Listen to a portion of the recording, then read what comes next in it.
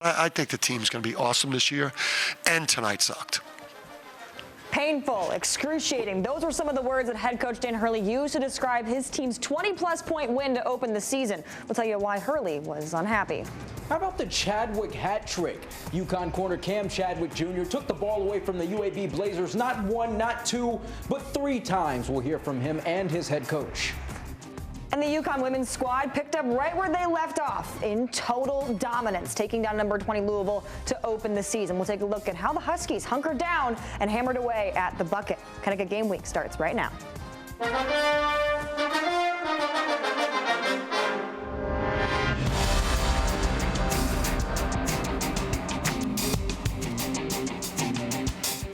Well, the force is strong with the Huskies as Sarah Strong and Azee Fudd combined for 41 points, more than half of UConn's total in their 79-66 win over ranked Louisville to open their back-to-back national title campaign. Welcome into Connecticut Game Week, everyone. I'm Alexa Harley. And I'm Sean Humphrey. Along with Fudd and Strong, a total of 4 Huskies put up double digits, showcasing why UConn is the #1 team in the nation. Ryan Yee, with our sister station in Harrisburg, was courtside in Maryland for UConn's duel against Louisville. He has more on how the Huskies handled business in the Armed Forces Classic. When you're as good as the UConn women's basketball team is at season openers, it's hard to rack up new firsts heading into a new season. Yet they do just that here at the U.S. Naval Academy in Annapolis, Maryland, where the #1 ranked Huskies take on the #20th ranked Louisville Cardinals in the first ever women's basketball game at the Armed Forces Classic. The 10th edition of the special game setting up a special opportunity. This place is pretty amazing. It's pretty special. And I knew the players once they got around the midshipmen and had a chance to interact with them and listen to their stories. To have a basketball game, I think, is just added benefit, but I don't think the experience can be replicated. An unforgettable experience that tipped off the start of the 2025-26 season. Paige Beckers in attendance, and right out the gate, the Huskies begin where they left off after winning a natty with their former star player. 8 straight points to begin the game. The second quarter, though, all about Sarah Strong, who showed off her all-around ability, 11 points, 3 assists, 3 rebounds, and add a block as well to help send the Huskies into the halftime break with a 44-23 lead. I'm comfortable doing those types of things, and the coaches told me to lead the break, so I'm just gonna do what they told me to do. When you have a player like Sarah that can rebound the ball like she rebounds it and then start the break and bring the ball up the floor, I really believe that adds a different dimension to our offense.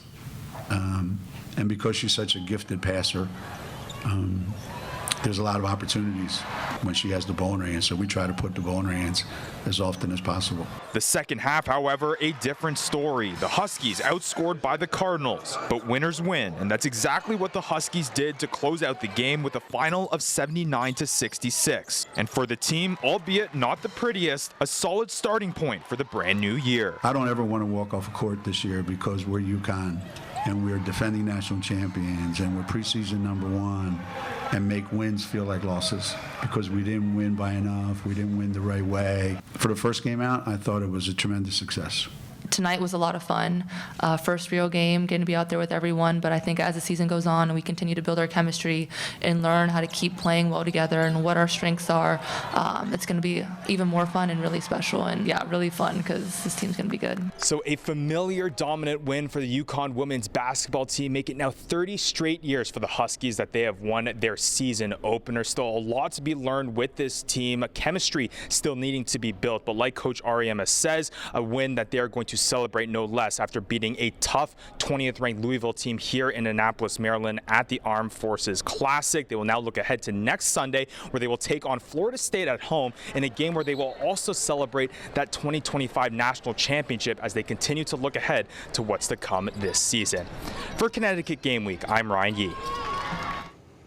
Ryan, thank you. A 20-plus point victory to open the season should be cause for celebration if you're any typical college hoops team, but not UConn. Yeah, the Huskies opened the game as a 30-plus point favorite, so to only win by 24, not exactly the benchmark of a successful season debut. Now, you can attribute some of those issues to the fact that UConn was without freshman sensation Braylon Mullins and big man Terrace Reed Jr., who makes all the difference, especially on the defense. Now, with that said, there were things to like about the season opener. For starters, the Huskies certainly significantly reduced the number of fouls compared to their exhibition games. And as a team, they also shot 48% from the field, 34 from the three, and 85 from the line. But they did miss a handful of threes and failed to finish at the rim consistently. But the biggest area of concern was the lack of pressure by the defense against a pretty low to mid-major squad. Now, New Haven put up 23 field goals off of only 3 assists, which means they didn't need to pass the ball around to sink shots. And these were all the areas that head coach Dan Hurley addressed post-game. And even though he was not totally pleased with the play of his squad, he's not ringing the alarm bell.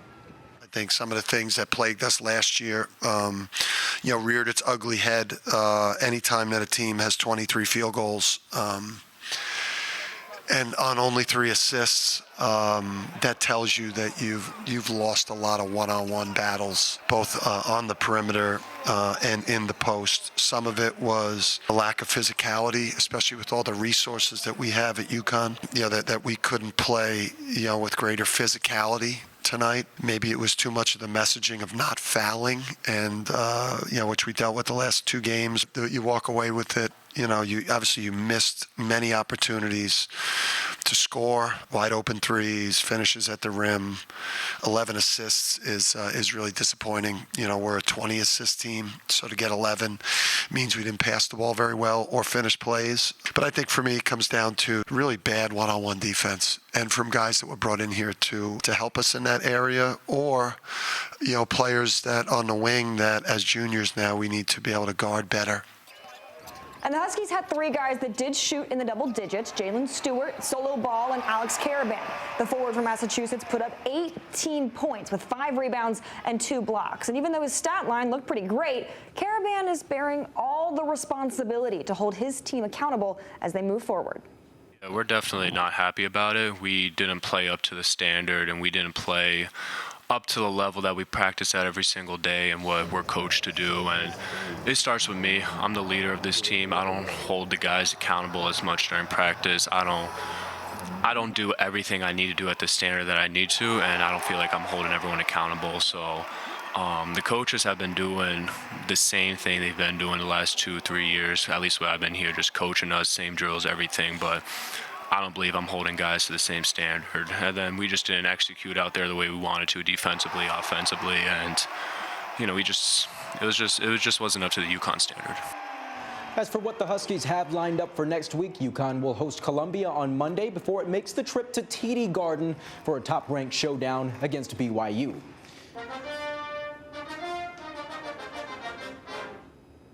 Hey, goalkeepers have to be frightened anytime the ref points to the spot, but Sabri Hani chose to keep things spooky even after he buried a penalty against the Butler Bulldogs. Check him out here grabbing a Halloween mask, and he even gave us a quick photo op. The Huskies also handled business. They scored again to beat Butler 2-0. Well, the ice was a cold place to be for the visiting team at Toscano this past weekend. UConn tied and won a shootout against Harvard Friday night. Then they skated into Saturday on a high, and Mike Murtaugh took that to heart, scoring 2 of UConn's 5 goals against Merrimack. And once again, Tyler Muzelik was named Hockey East Goaltender of the Week. Not a bad week for the Ice Bus. And the women are hot on the ice, too. The Huskies have not suffered a loss on the ice in over a month. UConn is unbeaten in 7 straight games, with 6 of those ending in the win column. That 7-game stretch was against tough competition, so believe me, the Huskies are feeling pretty good about the record that they've been icing together. We knew that it was going to be a challenge, and now that we're in conference play, we can have a little bit of swagger and confidence that we just knock down some of those teams, and we can continue to do that.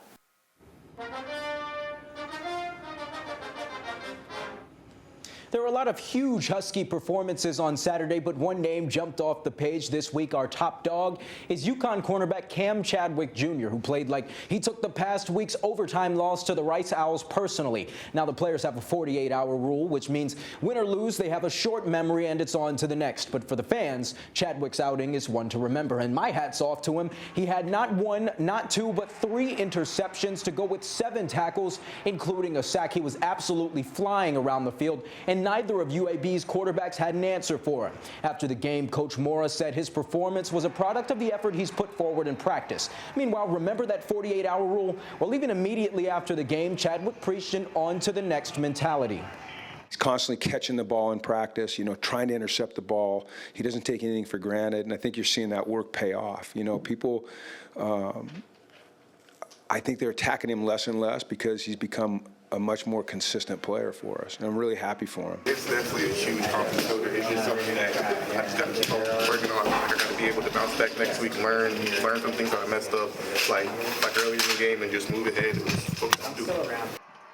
Later on, we'll do some recon and look at what the Huskies have up ahead when they play Duke at home this Saturday at the Rent. Their Blue Devils are hungry for a bowl berth and just one win away. Well, staying on the gridiron, UConn has a 3:30 duel with Duke. You just heard Sean mention it. The Blue Devils well within reach of an ACC championship bid, while the Huskies hoping to tear those postseason dreams to shreds. We'll break down that Week 11 matchup when Connecticut Game Week returns.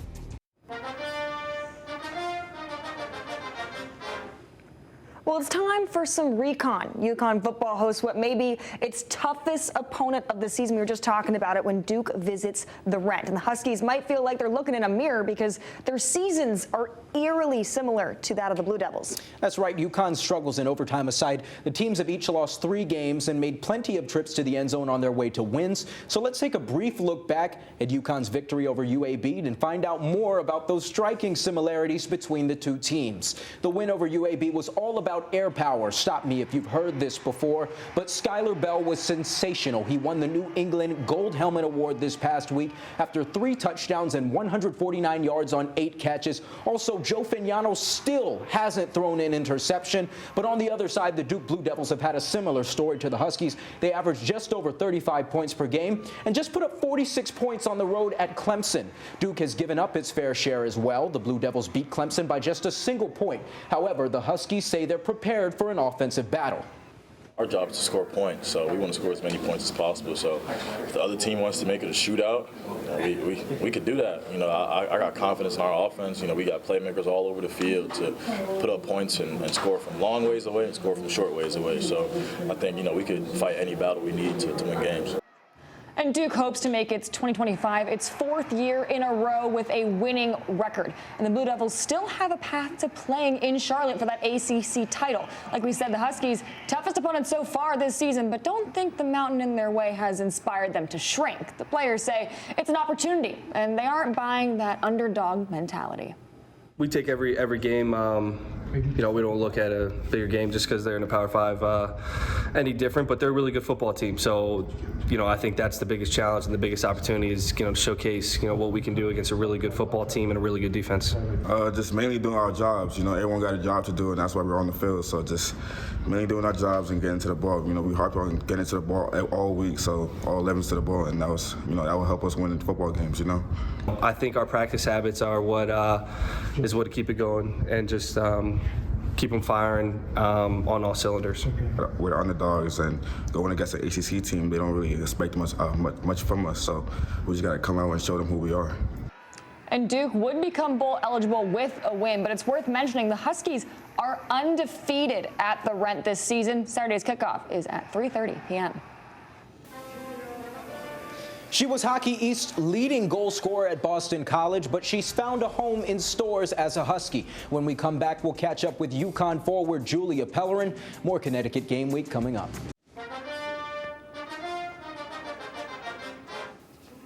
Julia Pellerin was Hockey East's leading goal scorer last season as a Boston College Eagle, but this year she's part of a Husky team that's been on enough of a hot streak to melt the ice it plays on. Pellerin, of course, beat the second period buzzer in back-to-back weekends, but the player behind the performance comes from an NHL family her father played and is focused on helping the next generation build a love for the sport.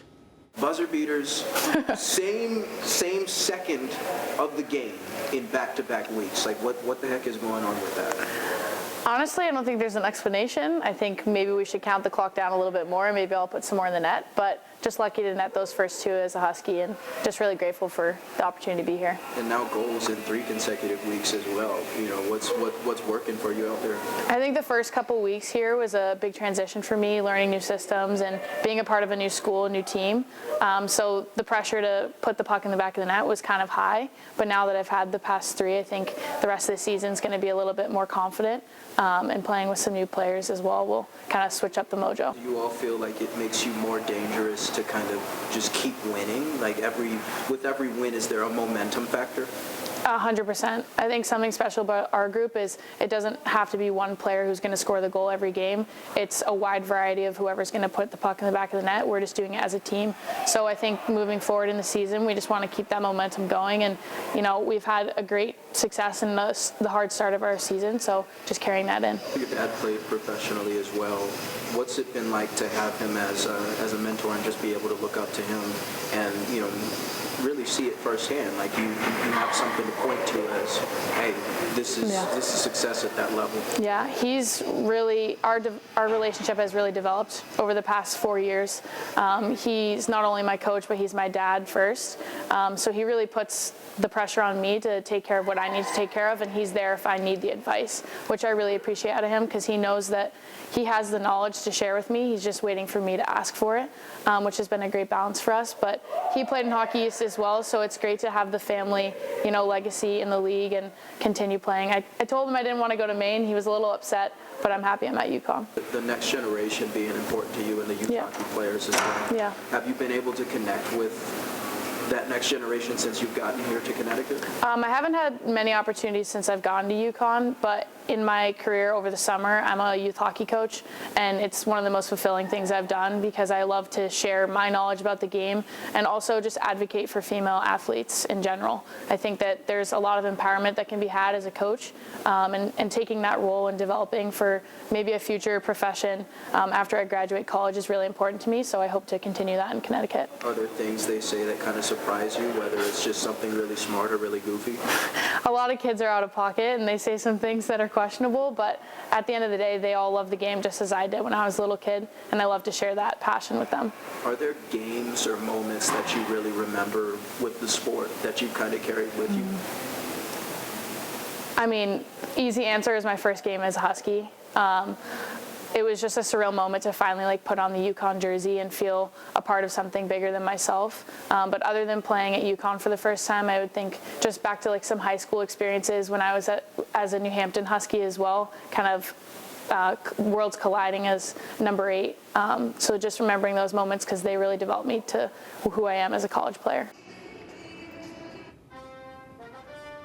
Well, the tailgaters were out and about Monday at stores, and believe me, they were ready for the start of another UConn basketball season. And we would be remiss if we didn't get some of those kids in front of the camera. So we did. That story coming up next. But first, the women's team secured a big ranked win in Maryland this week to open their season. And in just a matter of hours, the Huskies will hang their national title banner up alongside all of their others. We'll hear from Aziz Fudd on what seeing that banner go up means to her. More Connecticut Game Week when we come back. Well, Gamble Pavilion is well known as one of the rowdiest environments in all of college basketball. The party starts well before tip-off. Hey, students waited outside Gamble from sunrise to sunset. Hey, I might have been more excited than they were there. The atmosphere didn't disappoint. How tough is it for an opposing player at Gamble? Well, we asked and they answered. How long have you been in line today? I got here exactly 7 a.m. Yeah, I've been here since 8:30 a.m. I mean, this is the basketball capital of the world, Storrs, Connecticut, Gamble Pavilion. So it's going to be loud in here tonight. We have one of the best cultures in the country, one of the best teams in the country, the best coach in the country. So, I mean, you couldn't ask for a better environment, in my opinion. So tonight's going to be loud. The rest of the season's going to be loud. I feel like once you sit so close to the game once, you always want to go back there, and to get the best seats you have to get here the earliest you can. I like to look up the roster of the other team and get their name. You know, I've been doing my research here. I've been here since 8:30, looking at the roster card, trying to come up with some, punny puns with the player names. How bad is it? On a scale of 1 to 50, how bad is it to come into Gamble? 50. Easily 50. Toughest place to play in the United States for basketball, for the world of basketball. But if you're an opposing player come into Gamble, you should be expecting the worst, especially from me. I'm one of the worst out here. Well, I know we have a great group of freshmen this year. We have a couple great transfers also. So I think we're hopefully looking at going back to the championship and getting 3 and 4 years.